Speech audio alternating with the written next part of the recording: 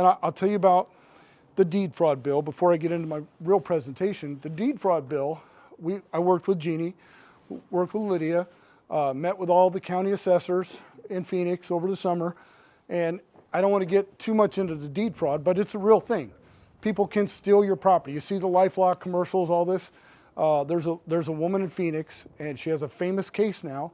Her name is Deb Gottlieb, and she's going to come testify at this bill. But the house her father built that she lived in was stolen. The criminal was eventually caught, prosecuted, sent to prison, but guess what? She's still out the house. Her house is gone. The house her father built, the one longitude and latitude specific spot on the globe in this hemisphere that she owned is no longer hers. It can't be duplicated. Money is not the issue. So with that, we have to have the Secretary of State's support, because if he's not supporting it with the other portion of the bill, which involves notary and how the notary does their job, it's not going through. So that's where you kind of have to do some sneaky stuff, some strategic stuff, and yeah. So I see Fontes because he comes over to the house several times a week, and he sits in the lobby, in the members' lobby with all the Democrats, telling them how he wants them to vote and all that. But the bathroom that we use is right off of the floor, and one of the urinals is broken because the state building is not that great. I mean, we're still using Office 2016. Shit you not, it's right there on my computer. The state of Arizona is using Office 2016. So I see Fontes go in the bathroom, and I give it a couple seconds. Okay, so I go in and I prop my foot against the door. Oh, Secretary Fontes, how you doing, sir? Oh, Rep. Gillette, how are you? And I start talking to him. I have a captive audience. He's standing at a urinal doing business. He can't get away. So he's got to at least hear me out.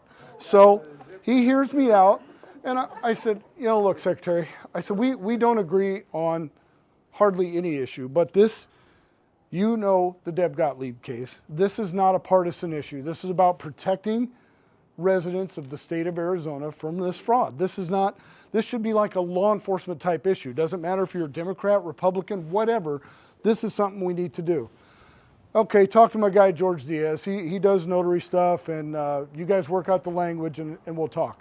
So I have a bill that's already been vetted through the assessors, the Secretary of State.